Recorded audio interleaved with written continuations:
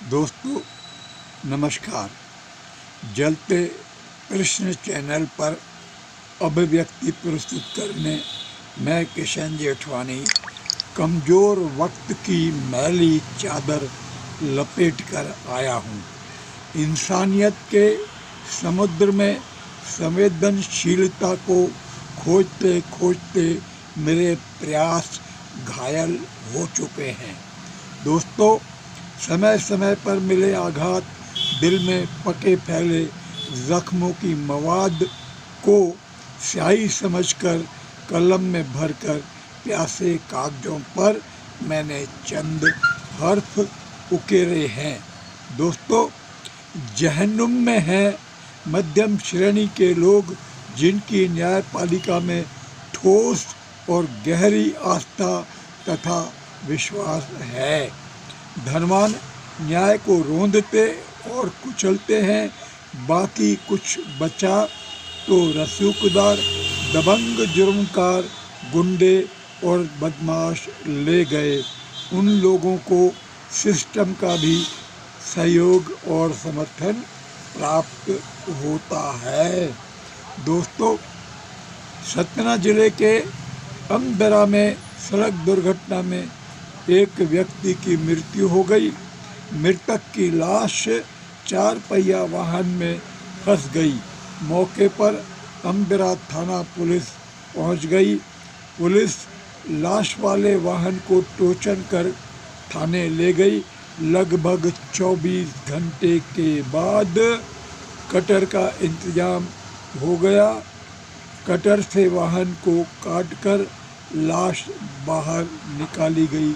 ऐसी घटना से मानवीयता, क्रूरता ब्रिटिश शासन की याद दिलाती है। पहले हम पर ब्रिटिश शासन काल में गोरे अंग्रेज कहर बरपाते थे, आज हमारे अपने हम पर कहर बरपाते हैं। दोस्तों, ब्रिटिश काल में अंग्रेज प्रशासनिक अधिकारी एवं कर्मचारियों में क्रांतिकारियों का खौफ, डर हुआ करता था। आज प्रशासनिक मशीनरी में किसी का भी न तो डर है न खौफ है। यहाँ सब मन के राजा है, मन मर्जी तंत्र चल रहा है। इसे लोकतंत्र नहीं कह सकते। दोस्तों, जबलपुर जिले के माननीय कलेक्टर ने अधिकारियों की बैठक बुलाकर उन्हें निर्देश दिए कि जिले में प्रवेश मार्गों पर चेक पोस्ट बनाएं। दूसरे जिले के धान लेकर कोई भी जिले के अंदर घुस न सके।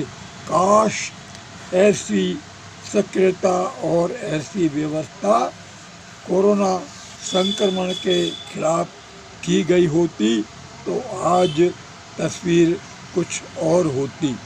दोस्तों, जनहित की कितनी भी योजनाएं सरकार बनाए, लेकिन उनका क्रियान्वयन तो उसी सरकारी मशीनरी से करवाती है जो सर से पांव तक भ्रष्ट है। 100 में से 85% गोलमाल होता है। यह बात तो खुल्लम खुल्ला एक प्रधानमंत्री स्वीकार कर चुके हैं।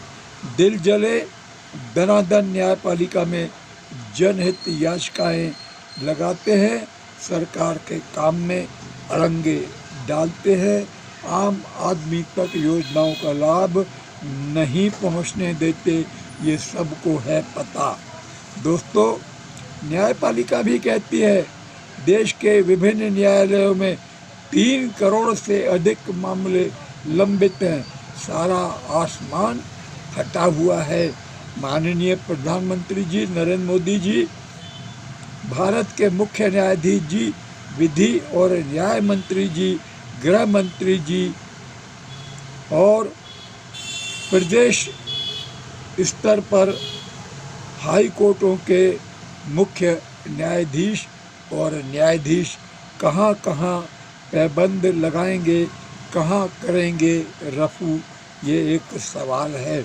दोस्तों, अब अंधेरों को मिल गई है फुर्सत। लोग लुट रहे हैं उजालों में। अंधेरे में जो बैठे हैं नज़र उन पर भी जरा डालो, अरे ओ रोशनी वालों। दोस्तों, किसी भी एक ज़िले में कम से कम 25 फास्ट ट्रैक कोर्ट बनाना चाहिए। एक कोर्ट रोज़ाना 50 पुराने मामलों को निपटाए।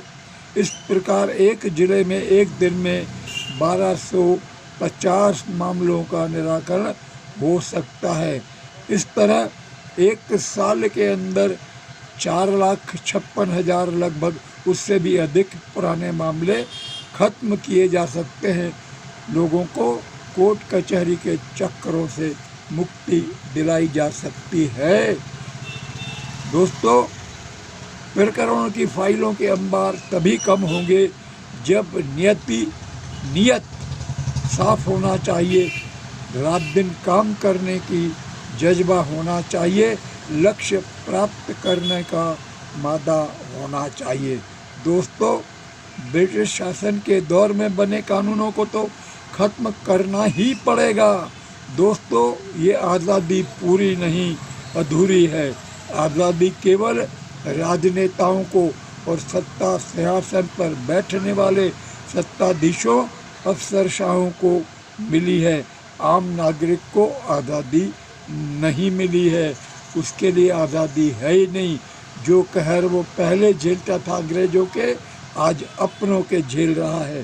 दोस्तों, 70 साल बीत गए, सत्ता, सिंहासन और सरकारी उच्च पदों पर बैठने वाले केवल चेहरे बदले गए हैं, सिस्टम वही है। ब्रिटिश शासन काल में जो सिस्टम देकर गए वही हम आज भी ढो रहे हैं। हमें ठोस कदम उठाने चाहिए संपूर्ण परिवर्तन के लिए, जो हमने अब तक नहीं किया, अब करना चाहिए।